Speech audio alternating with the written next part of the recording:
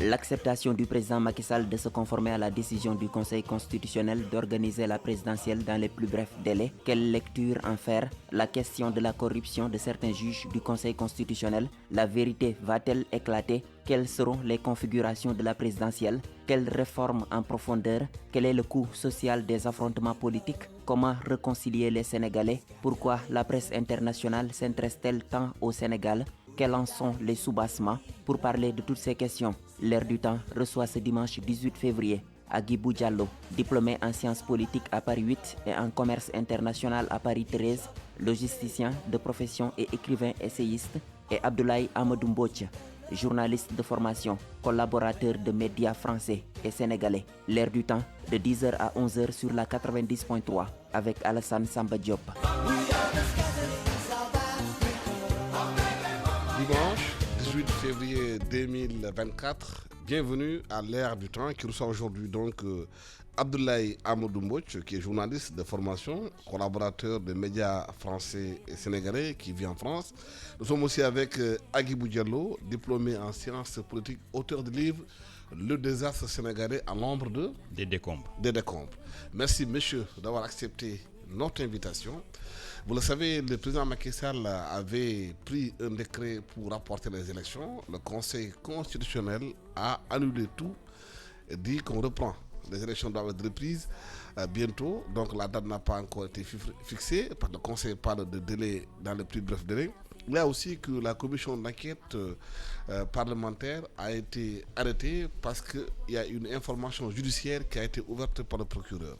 Agibou, comment peut-on analyser la situation dans laquelle nous sommes aujourd'hui avec surtout la décision du Conseil constitutionnel et l'opposition qui continue à marcher, à demander que l'élection se tienne à date échue? Merci Alassane. Avant de répondre à la question, permettez que je salue mon co-débatteur que j'avais l'habitude de lire sur Halima. Et aujourd'hui, j'ai la chance de mettre un visage sur le nom. Saluer vos auditeurs et vous remercier pour l'insigne honneur que vous me faites en me recevant sur ce plateau. Vous êtes le bienvenu. Alors, moi j'ai une lecture assez historiciste des choses. Je pense que la décision du Conseil constitutionnel, pour révolutionnaire qu'elle soit, marque en fait le clap de fin d'un mandat qui a été mal engagé. Macky Sall avait dit qu'il ferait 2 mandats, mais on a vu que le deuxième mandat a été mal embarqué, aussi bien par lui que par l'opposition. L'opposition aussi a axé tout son discours, a prêté à Macky Sall une volonté de briguer un 3e mandat. Et on a bien vu que dès lors que Macky Sall a fait son discours du 3 juillet pour dire qu'il ne serait pas candidat, l'opposition était plus ou moins désemparée parce qu'il n'avait plus en fait un angle de tir. Mais nous voyons qu'à la finale, en vérité, Macky Sall a renoncé au mandat, mais pas au pouvoir, puisque de manière inattendue, il est venu en fait par un décret abroger le décret convoquant le collège électoral au prétexte qu'il y a un conflit entre 2 institutions, l'Assemblée nationale qui souhaiterait mettre une commission d'enquête parlementaire à la demande de l'opposition qui accuse 2 juges d'avoir fait l'objet d'une corruption. Et pour moi, c'était des arguments très faibles qui ne méritaient pas qu'on reporte l'élection.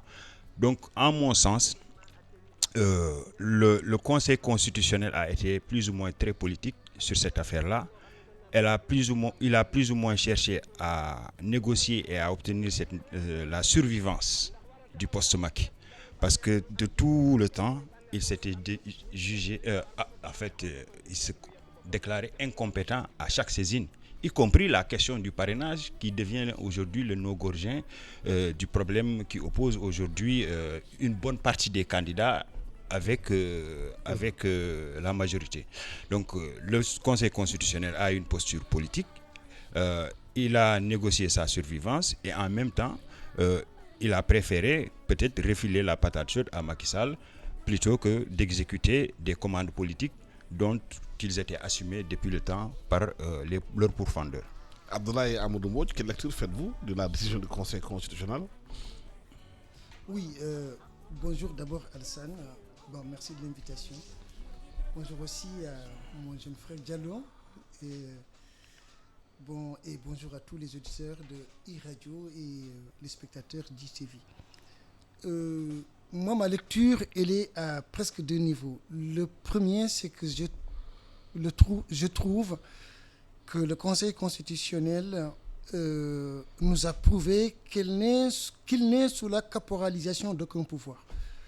Je pense que le Conseil constitutionnel nous a administré la preuve qu'il est indépendant et que le droit, il le dit sans aucune pression.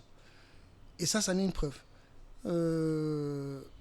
La deuxième lecture que j'ai, c'est que je trouve que le président Macky Sall, et je le dis en toute lucidité intellectuelle, sans partisanisme aucun, je trouve que le président Macky Sall est sorti grandi de ça.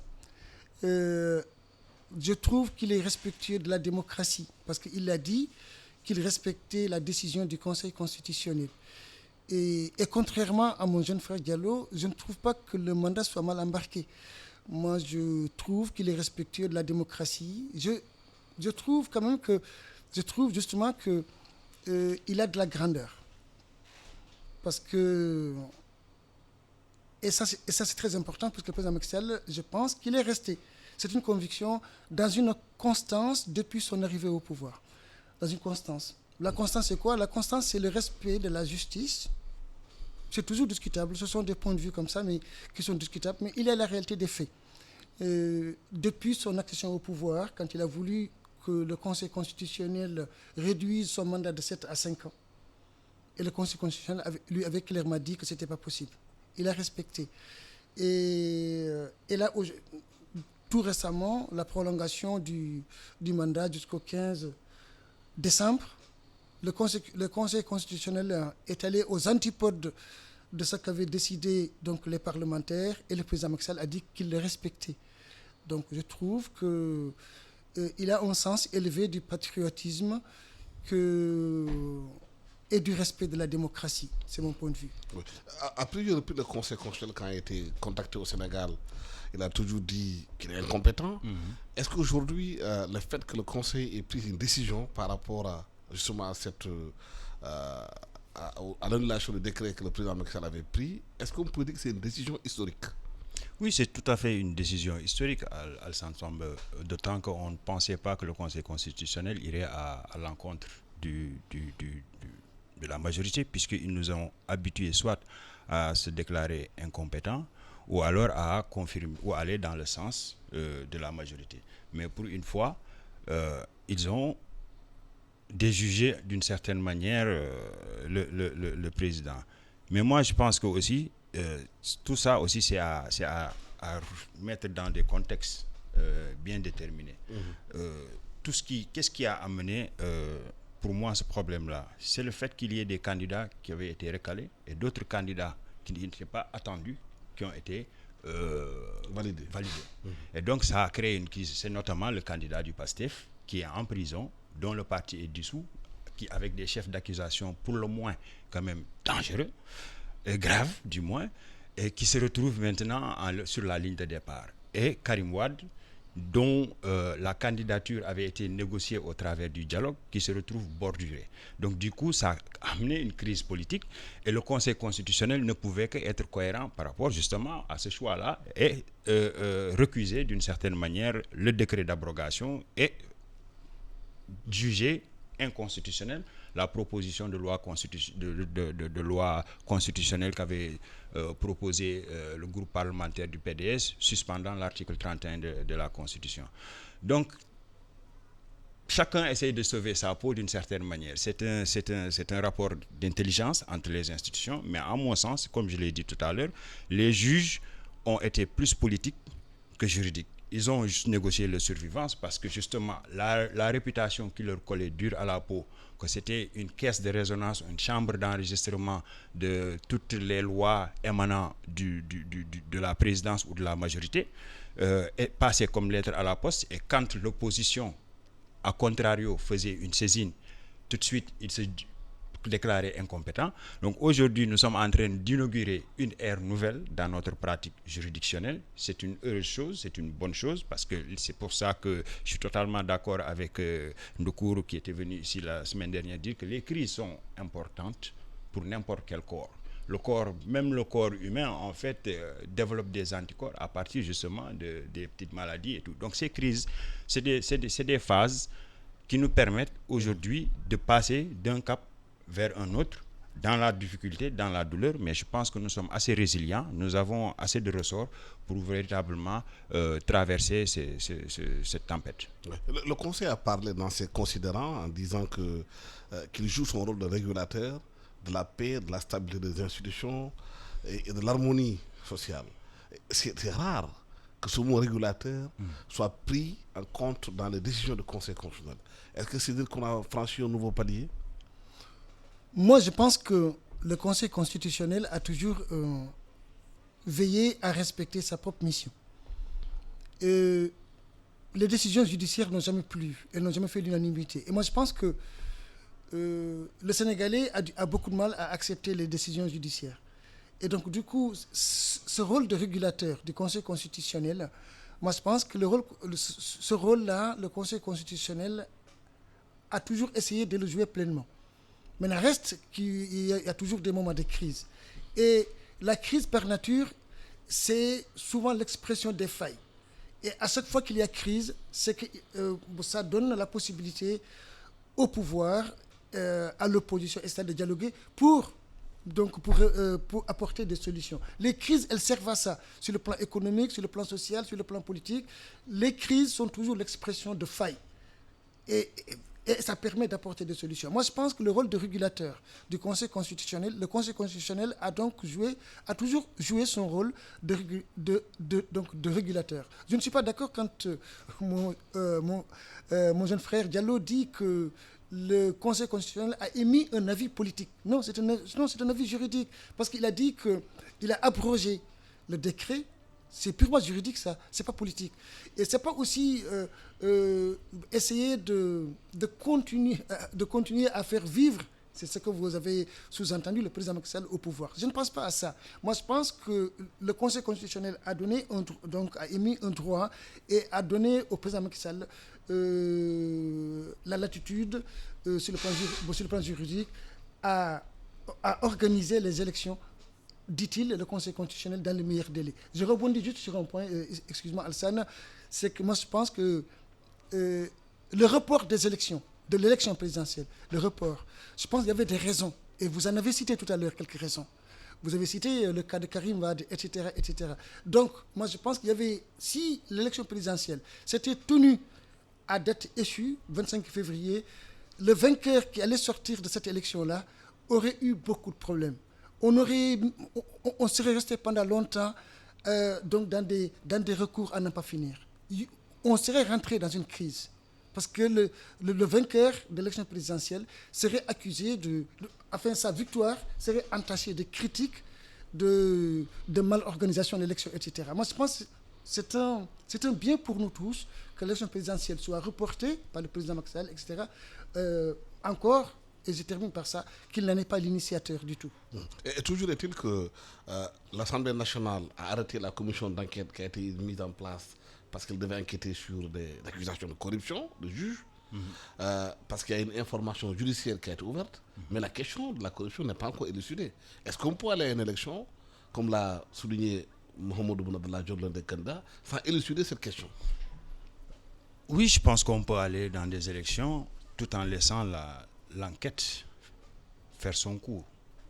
Parce que ça, c'est aux enquêteurs de déterminer la durée et le temps, mais nous sommes quand même un peu circonscrits par un calendrier républicain qui voudrait que le 2 avril, on ait un nouveau président. Ça, c'est quelque chose qui est antérieur au problème qui est venu se greffer au processus électoral. Et moi, je pense que l'enquête doit tenir son cours, mais pour autant, les juges sont présumés innocents.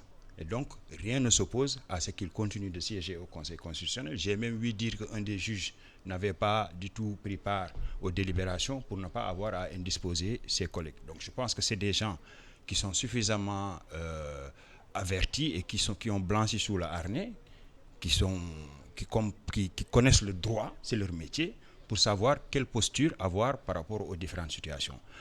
Pour revenir un peu, mon ami, je n'ai pas dit qu'ils ont négocié la survivance de Macky. Ce n'est pas que Macky qui doit... C'est leur réputation qui a toujours été mise en branle et soumise à de rudes épreuves pendant toute la mandature de Macky Sall, compte tenu du fait qu'à chaque fois que l'opposition opérait une saisine, il se déclarait incompétent. Pour cette fois-ci, donc, il va falloir avoir une lecture politique de cette décision juridique, puisque c'est une juridiction qui arbitre des faits politiques, notamment le jeu électoral et la constitutionnalité des lois qui émanent soit du gouvernement ou du Parlement. Donc, en mon sens, je le dis, ces juges ont négocié leur survivance au post-Macky.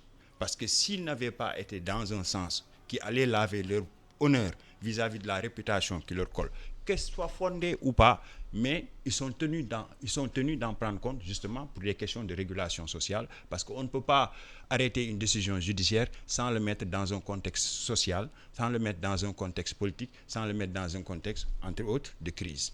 Le Conseil parle de plus bref délai pour tenir l'élection présidentielle. L'opposition demande qu'elle se tienne à partir du 2 et elle considère que Macky Sall n'est plus président. Est-ce que matériellement on peut faire une élection d'ici le 2 avril? Est-ce qu'on peut tenir dans les délais? Et qu'est-ce qu'il faut faire pour éviter justement une autre crise? Moi, ce que je pense, c'est qu'il est tout à fait illusoire de penser qu'on peut tenir une élection présidentielle le 2 mars, début mars. Moi, je pense que c'est matériellement impossible. Le Conseil constitutionnel a demandé au président de la République de veiller à l'organisation de l'élection présidentielle dans les meilleurs délais. Tout est dans les meilleurs délais. Je pense aussi qu'il faut être raisonnable. Le mandat du président de la République expire le 2 avril. Moi, je pense que d'ici là, donc à mon sens, je ne pense pas qu'il soit possible d'organiser une élection présidentielle le premier et le deuxième tour, parce qu'il faut les envisager les deux. Je trouve c'est impossible, à mon avis, d'organiser une élection présidentielle le 2 mars. Je pense que le président Macky Sall, le Conseil constitutionnel doit être d'accord sur une prolongation du mandat tant soit peu. Oui, parce que la campagne électorale, c'est 21 jours, et c'est une loi organique qu'il a mise en place. Absolument. On ne peut pas changer cette loi organique. Si on la ramène à l'Assemblée nationale encore, on risque d'avoir encore une autre crise là-bas. Donc, il faut forcément 21 jours de campagne. À moins que les candidats c'est une loi organique qu'il a mise en place. On a appelé à un dialogue. Il faut aller au bout de la logique. On peut dialoguer et convenir d'un modus operandi et s'accorder aussi bien sur la temporalité de la campagne électorale et sur l'écart qu'il y a entre le premier et le deuxième tour, de manière à ce qu'on ne sorte pas justement du calendrier républicain qui voudrait que le 2 avril, on ait un nouveau président. Parce que c'est quoi qu'on puisse dire aussi, on aurait dû laisser la campagne électorale se tenir, puisqu'il n'y a pas de crise. C'est une crise artificielle qui a été créée par la majorité, et en l'occurrence le président Macky Sall. Il n'y a qu'à voir aujourd'hui l'attitude qu'il a eue depuis qu'il a investi à Amadou Ba. Qui peut croire un seul instant que Macky Sall croit en la victoire d'Amadou Ba ou le soutient pleinement, compte tenu de ce que l'on observe? On ne sait pas ce qui se trouve dans le secret des chaumières, mais un bon observateur objectif pour quelqu'un qui parraine un candidat et qui n'affiche pas un enchantement à son égard, et qui, plus est, soutient une opposition qui l'accuse de corruption, alors qu'il est Premier ministre de son gouvernement. Tout ça me semble rédhibitoire d'un choix qui n'est pas totalement un choix de cœur. Et donc c'est de là aussi pour moi qu'on peut originer la crise artificielle qu'on nous impose et qui nous vaut aujourd'hui tout ce report-là. Donc c'est aux acteurs politiques, aux candidats qui sont qualifiés à concourir au suffrage des Sénégalais, de s'accorder, et après on en fait une loi organique abrogeant peut-être l'ancienne loi pour que justement les élections puissent se tenir dans des délais véritablement raccourcis compte tenu de l'exceptionnalité de la situation et être en phase justement avec le calendrier républicain pour avoir un nouveau président et une passation de service au 2 avril. Un dialogue, beaucoup de gens qui sont dans l'opposition disent à quoi sert un dialogue? On a fait tellement de dialogues qui n'ont pas donné de résultats assez probants, ils ne pensent pas qu'il faut aller au dialogue. Ce qu'ils veulent, c'est que les règles soient respectées, que le pouvoir s'arrange pour mettre en place des dispositions pour aller à l'élection présidentielle. Mais justement, oui, c'est tout le problème. C'est l'opposition, on a l'impression qu'elle veut une chose et son contraire. C'est mon analyse. Le délai de 21 jours, c'est la loi organique, Alassane vient de le dire. Et ça, c'est pas dans un dialogue qu'on va essayer de faire du masala, donc raccourcir le délai de 21 jours. Je ne suis pas juriste, mais dans les meilleurs délais, oui. dit le Conseil. Oui, mais aussi dans... Qui est différent dans les plus brefs délais. Oui, oui, dans les meilleurs délais. Et je disais que tout est là-dedans. C'est-à-dire, qu'est-ce qu'on entend par meilleur délai? L'opposition l'entend par des raccourcis, contracter tout, 21 jours, les ramener à 15 jours s'il le faut, etc. Oui, mais attention, il y a aussi donc le droit qui doit s'appliquer. Dans tout ça, le droit doit s'appliquer. C'est-à-dire, on doit appliquer le droit. C'est-à-dire, c'est pas du... Le dialogue ne doit pas accoucher d'un commun accord pour neutraliser le droit. Ce serait complètement irrationnel. Moi, je pense que le délai de 21 jours de campagne doit être appliqué. Et moi, je pense qu'il faut y aller avec rationalité, avec raison. Discuter avec raison et organiser l'élection présidentielle avec raison. Ce que je trouve, c'est que l'opposition est dans une précipitation complètement irrationnelle. Et ça, si on ne fait pas attention, on risque d'organiser l'élection présidentielle dans des conditions chaotiques et ça pourrait accoucher d'une situation de crise sociopolitique. Maintenant, je voulais juste rebondir sur le point d'Amadou Ba. Moi, je pense que... Moi, je viens de France. Et je pense que l'erreur de certains leaders de l'APR, c'est d'avoir combattu Amadou Ba. Et maintenant, quand tu dis que ce n'est pas un choix de cœur, moi, je trouve que c'est un choix de cœur. Le président Macky Sall a réitéré son choix. Il a dit que c'est Amadou Ba. Et je disais donc que je viens de France. Amadou Ba est dans une dynamique, dans une très bonne dynamique. Et la chance du pouvoir, en tout cas pour la continuité du pouvoir, c'est de maintenir la candidature d'Amadou Ba jusqu'à l'élection présidentielle. Et je pense qu'il a beaucoup de chance de passer au regard de la dynamique qu'il a pu déclencher sa candidature, aussi bien dans la diaspora donc qu'au Sénégal. Je rappelle que vous suivez L'Air du Temps qui reçoit Abdoulaye Amadou Mbouch, qui est journaliste de formation, collaborateur de médias français et sénégalais, et Agibou Diallo, diplômé en sciences politiques. Aujourd'hui, donc, le deuxième point de notre débat, c'est est-ce que cette crise doit être une occasion de faire des réformes en profondeur du système politique sénégalais, du système juridique sénégalais, du système même de la façon de gérer les élections. Parce qu'on a l'impression qu'on fait des surplaces, qu'on vit les mêmes problèmes. Est-ce qu'aujourd'hui, il n'y a pas une possibilité de faire des réformes en profondeur du moment que le sortant n'est pas candidat, le nouveau n'a pas encore été élu, de diminuer les pouvoirs du président de la République? En fait, ça fait bientôt 15 ans, depuis les assises nationales, où... l'essentiel, en tout cas, de l'intelligentsia sénégalaise a reconnaît l'obsolescence de nos institutions. C'est des institutions qui sont déjà en déphasage avec notre réalité sociologique. On a fait le plaquage de la 5e République ou la Constitution du 4 octobre 58 de De Gaulle, alors qu'il nous fallait, nous, à la fois décoloniser le territoire et décoloniser l'État.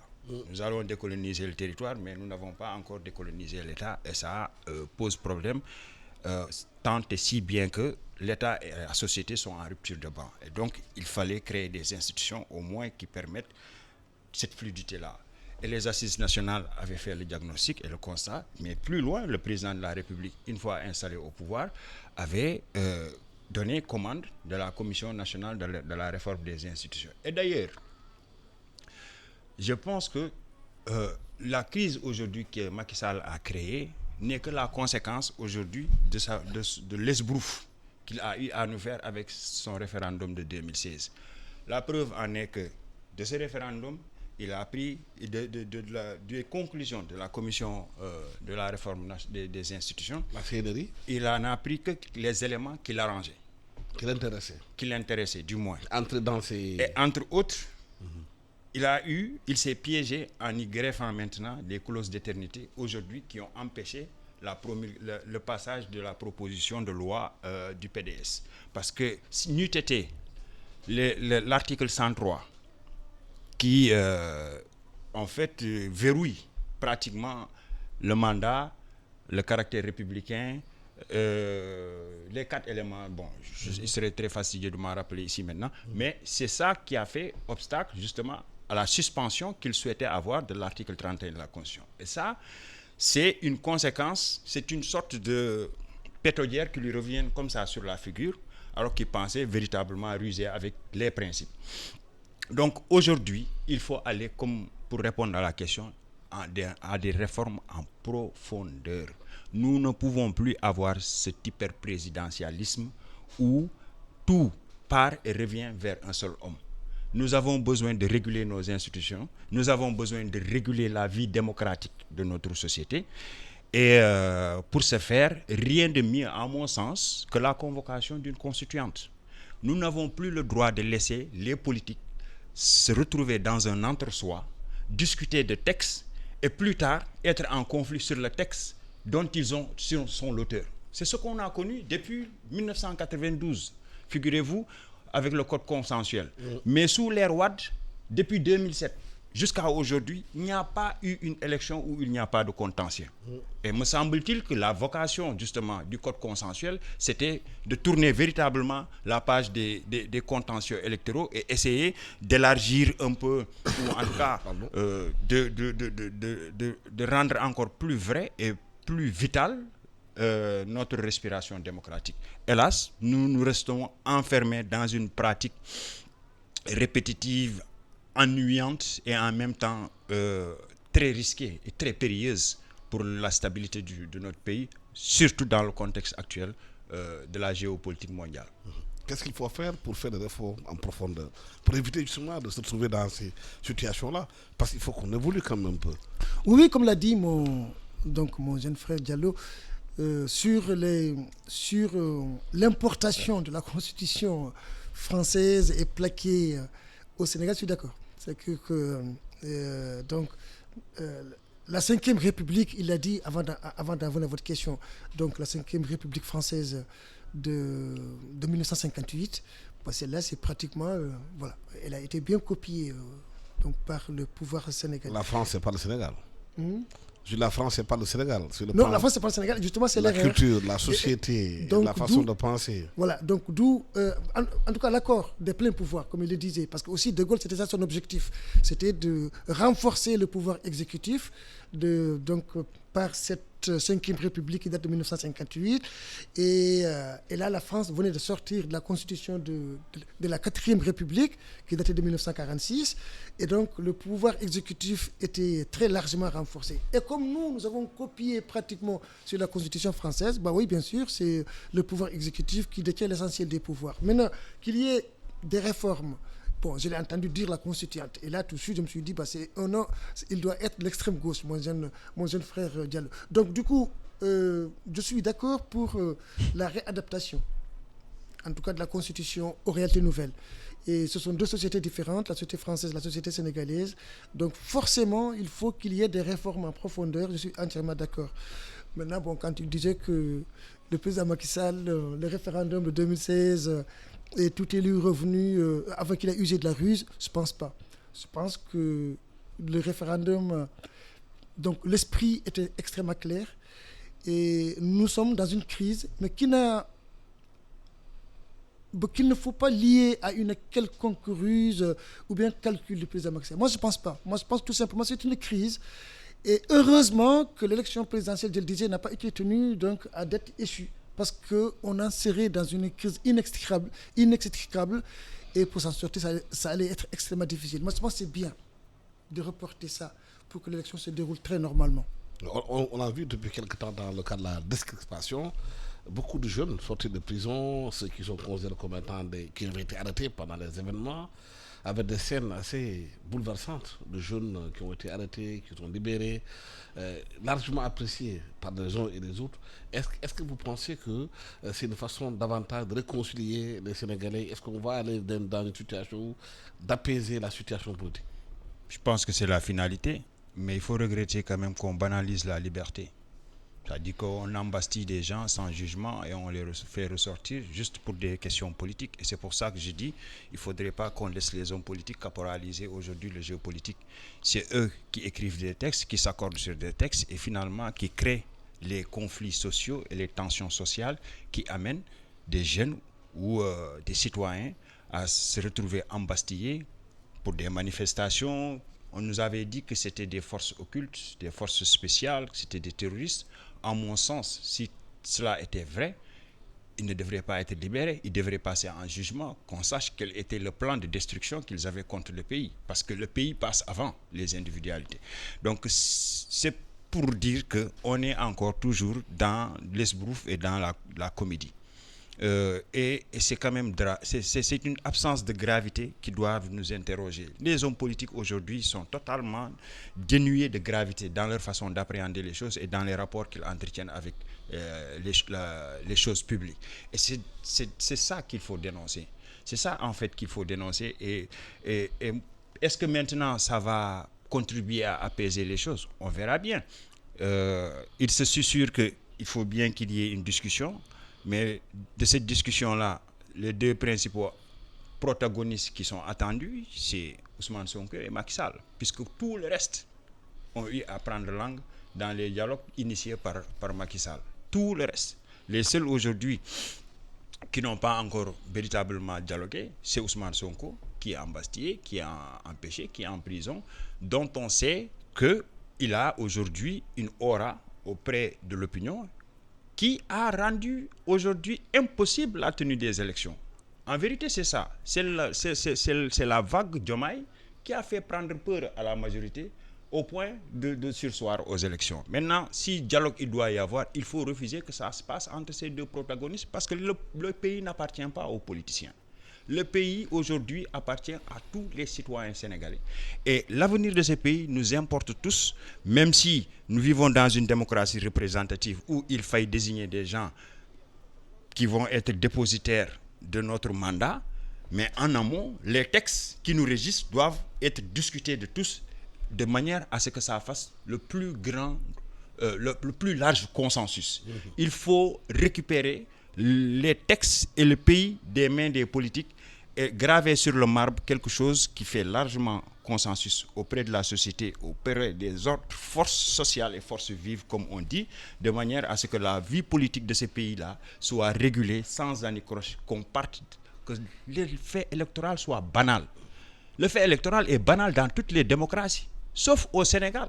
2012, on a eu 16 morts pour le troisième mandat, qui sont passés par pertes et profits. Les événements de mars 2021, juin 2023, et aujourd'hui, avant-hier, il y a eu 3 vies innocentes qui sont passées par pertes et profits pour des faits purement politiques ou politiciens, suis-je tenté de dire. Donc, il faut tirer les leçons de tout ça et arrêter de banaliser la liberté des gens et arrêter de banaliser la vie tout court. Et pour ce faire, je suis d'extrême gauche, je suis ce ne sont que des étiquettes. Oui. Moi, j'essaie d'analyser objectivement du point de vue de la trajectoire historique et du parcours que nous avons engrangé. Et j'estime qu'il est temps que les forces vives de la nation se mettent aux côtés des politiques et qu'on décide collectivement l'orientation qu'il faille donner à ce pays-là. Parce que si on le laisse aux politiciens, je donne juste un exemple pour finir. Ceux qui étaient aux côtés de Macky Sall, ils étaient les principaux bailleurs des assises nationales. Moustapha Niasse a financé à hauteur de 60% les assises nationales. Et la doctrine idéologique, enfin, la colonne vertébrale des assises nationales, c'était de faire de l'Assemblée nationale le centre d'impulsion du débat démocratique. A-t-on vu une seule fois l'Assemblée nationale convoquer le gouvernement pour ne serait-ce qu'exercer le travail de contrôle de l'exécutif? Ça a été une chambre d'enregistrement. Le parrainage a été voté sans débat, en procédure d'urgence. Et c'est ça qui nous vaut aujourd'hui toutes ces difficultés articulées autour de l'élection. Donc c'est dire que ces hommes politiques n'ont ni foi ni loi. Et donc, pour verrouiller et sécuriser ce pays, il faut que les forces vives et les forces sociales et les corps socio-professionnels s'adjoignent à eux pour qu'on définisse de manière claire et nette la règle du jeu, de manière à assurer ce pays-là un apaisement qui n'aura plus de troubles. Quand les portes de la prison se sont ouvertes, on a vu beaucoup de femmes et beaucoup de jeunes. Quand Les portes de la prison se sont ouvertes, on a vu beaucoup de jeunes et beaucoup de femmes. Et en général, dans les conflits entre les hommes politiques, ce sont les femmes et les enfants qui payent le plus lourd tribut. Qu'est-ce qu'il faut faire pour éviter justement que les politiciens embarquent les jeunes et les femmes dans ces histoires? Qu'est-ce qu'il faut faire pour éviter l'embarquement des jeunes et des femmes? Moi, je pense que le pays a basculé. Le pays a basculé dans une forme de manifestation violente depuis maintenant 2 ans. Donc le pays, le Sénégal, les manifestants sont complètement sortis de cette tradition de manifestation à l'époque, donc de l'époque en tout cas. Et maintenant, qu'est-ce qu'il faut faire? C'est comme il l'a dit, je pense, qu'il y a des hommes politiques complètement inconscients qui ne tiennent pas un discours de vérité et qui au regard de la réalisation de leurs propres intérêts, sont prêts à mentir à la jeunesse. Et donc, du coup, je le disais tout à l'heure avant de venir au plateau, et la jeunesse est aujourd'hui victime innocente, malheureusement victime quand même, d'un discours irrationnel de l'opposition. Et ça commence à en sortir. Parce que d'un côté, il y a donc cette opposition, pour moi c'est l'opposition qui fait ça. L'opposition qui passe à faire avaler à l'opposition, donc à la jeunesse, un discours irrationnel, intenable, économiquement impossible, etc. Et la jeunesse qui continue donc à gober ça. Et je pense que le changement, c'est pas pour demain. Parce que la jeunesse, elle est extrêmement donc phagocytée par ce discours-là. Est-ce que si la jeunesse s'ouvre au discours d'opposition, comprend ce qu'elle dit par rapport à ce qu'elle tient comme discours, c'est pas quelque part l'échec du pouvoir, de son incapacité aussi à trouver à ces jeunes-là l'espoir de rêver? Ce qui est certain, c'est que oui, le pouvoir d'achat pose problème, le chômage des jeunes, etc. Et c'est vrai, il y a une misère sociale qui est un terreau, un terreau fertile, donc que l'opposition a usé et abusé. Et donc voilà, de la misère sociale. Parce que oui, le président Macky Sall, je pense qu'il a très bien travaillé, qu'il a rehaussé le niveau économique du pays, le taux de croissance, etc. Oui, il y a... Il manque encore. Et pour autant, les jeunes continuent à partir vers l'Espagne, continuent aussi à aller au Nicaragua. Oui. Mais oui, parce que tout simplement, comme je le dis, vous savez, ce qui existe ici, existe en France. En France, il y a de la misère sociale. Il y a un taux de chômage. Et je pense qu'il doit être d'accord avec moi. Ce qu'on appelle les banlieues françaises, il y a tous les 2 ans, 3 ans, il y a des manifestations violentes. Tout récemment, le prétexte, c'était la mort du jeune Naël. Et il y a eu donc un embrasement généralisé. Donc les raisons, ce n'était pas uniquement la mort du jeune Naël, c'était l'expression d'une souffrance profonde, une souffrance sociale. Maintenant, en s'agissant de la jeunesse ici, moi je pense que la jeunesse, elle est victime d'un discours irrationnel, complètement irresponsable. Vous parliez de forces vives. Oui, justement, parce que là, on se chemine vers un dialogue. Et le dialogue qui sera donc mis en place, convoqué par le président Macky Sall, je pense qu'il y aura ces forces vives dont il parlait, des forces responsables. Le seul problème, moi, mon inquiétude, c'est que une certaine opposition nous dise non à l'appel du dialogue. Et en ce moment-là, c'est complètement irresponsable. Parce que nous parlions de la paix sociale. La paix sociale passe par le dialogue. Mais tantôt, vous parlez de la France où il y a des manifestations violentes qui ont fait qu'aujourd'hui, au niveau de la France, comment on appelle ça, c'est quelque part l'expression de la misère des jeunes. Au Sénégal, il y a des manifestations, mais on a vu que la presse étrangère qui est installée au Sénégal, on a l'impression qu'elle jette de l'huile sur le feu. On a l'impression qu'aujourd'hui, que le Sénégal est devenu un sujet domestique pour la presse française. Oui, et ça doit obéir à un agenda bien défini, lequel je pense que l'avenir nous édifiera. Mais à mon humble niveau, à ma petite échelle là où j'en suis, je pense que aussi il y a une rupture entre la France et le Sénégal. sous l'ère Macky Sall. Je pense que les Français avaient misé sur lui et ils espéraient beaucoup et ils n'ont pas eu en fait un retour sur investissement. Et donc, ils vont utiliser les appareils idéologiques pour véritablement lui savonner la planche, et ça c'est de l'ordre normal des choses. Et souvent les discours de l'extrême droite française, l'extrême gauche française, les Mélenchon et les autres sont relayés par les médias locaux.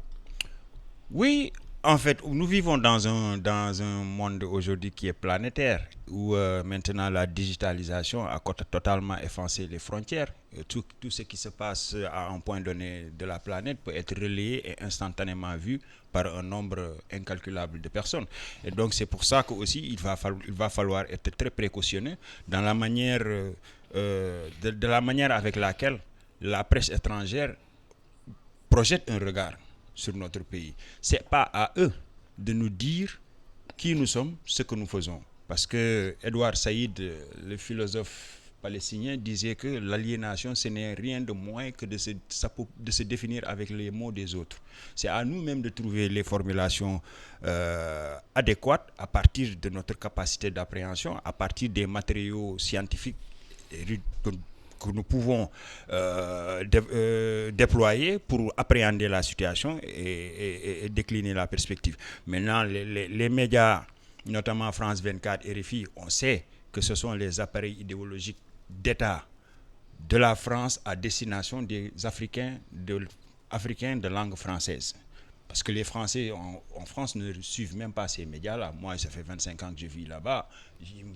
J'entends rarement un intellectuel ou quelqu'un prendre référence à France 24 ou RFI. Ça ne veut pas dire qu'ils n'ont pas de crédibilité, mais c'est qu'on sait que c'est une officine du Quai d'Orsay qui est destinée justement à conserver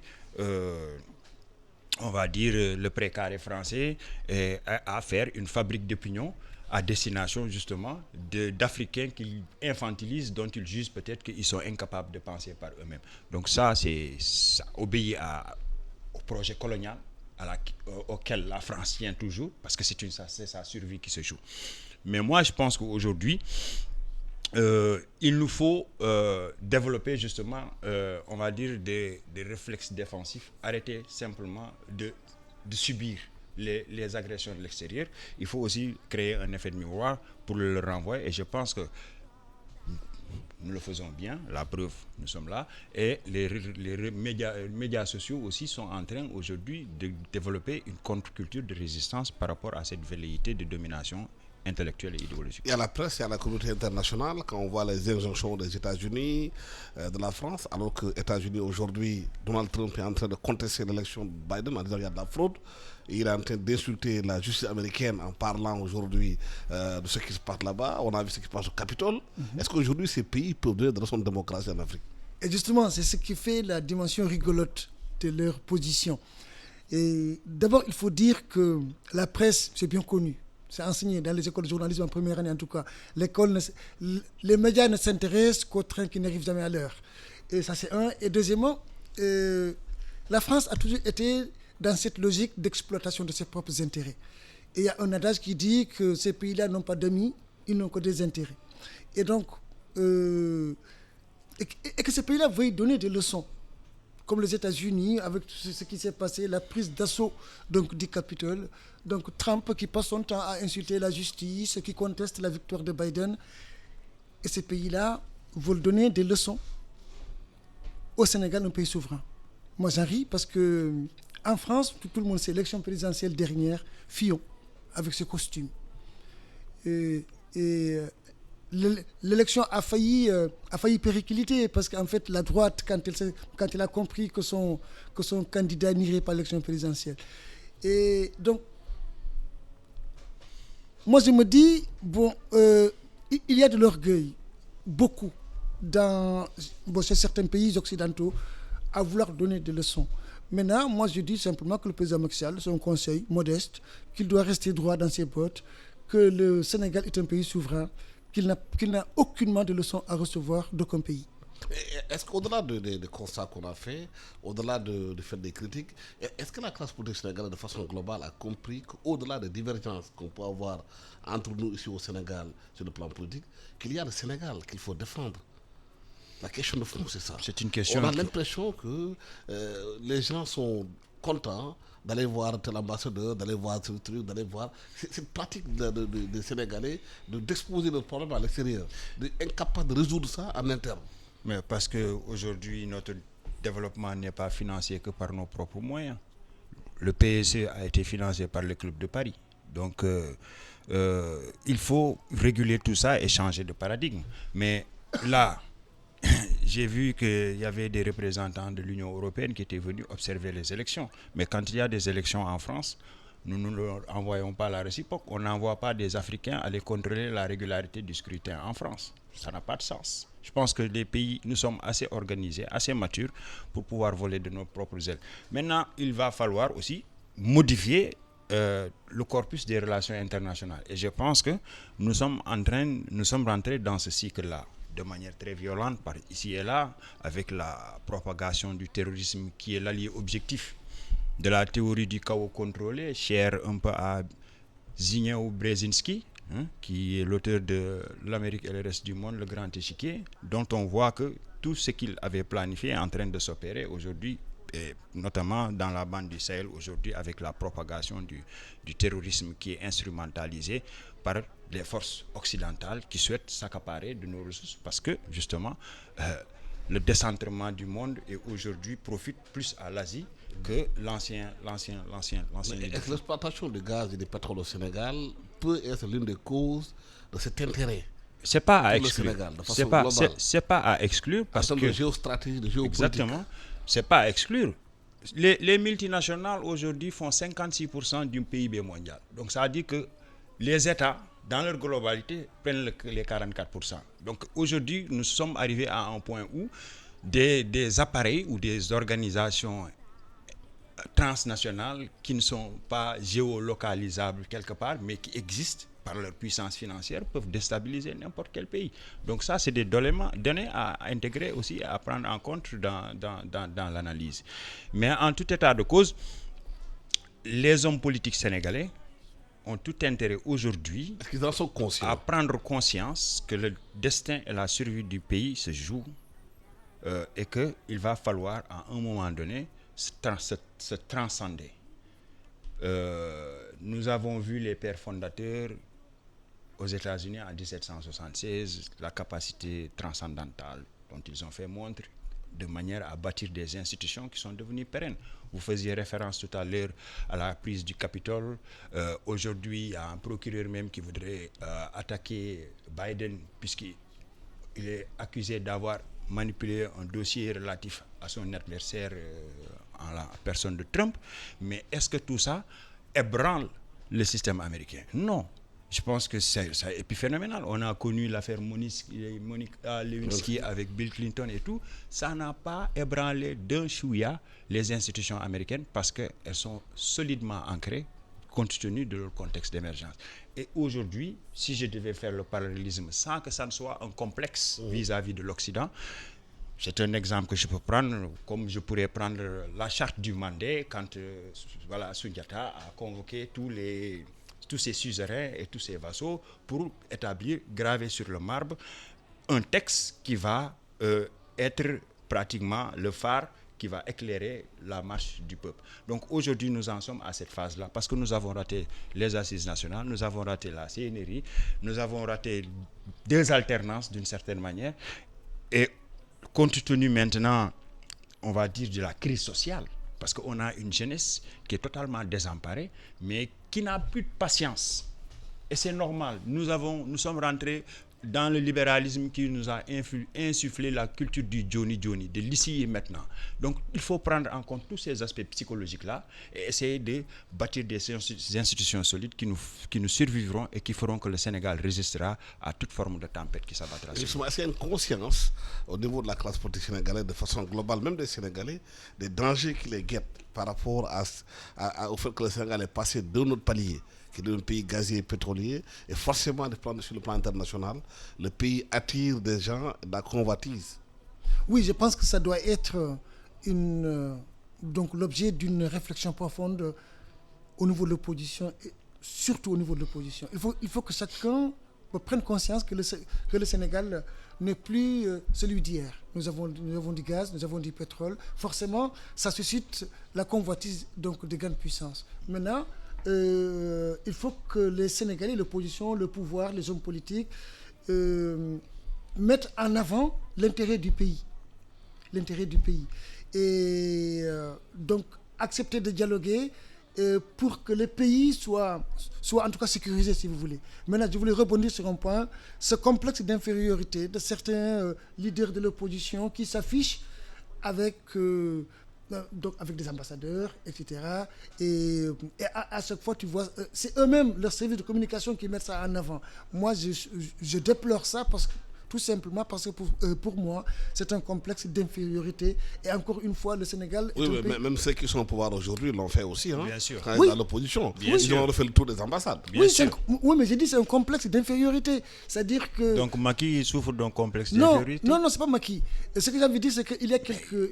Non, moi je pense que Macky nous a fait la preuve qu'il n'a pas le complexe d'infériorité. Il a fait le tour quand il était à l'opposition des ambassades. Oui, mais quand... Pour dénoncer. Oui, mais quand... L'opposition est en train de le faire. Oui, mais quand Macky Sall a été le seul candidat de l'opposition qui avait été reçu à la classe politique sénégalaise de façon globale, qu'elle soit opposition au pouvoir, que les gens s'entendent sur le Sénégal, qu'ils arrêtent d'aller voir les ambassades pour exposer les problèmes du Sénégal. Je suis d'accord, mais quand le plus puissant... Ils se parlent entre eux. Oui, mais quand le plus puissant du monde, Obama, a demandé au président Macky Sall, donc on s'en souvient, sur les homosexualités, les LGBT. La réponse, elle est claire, c'est niet.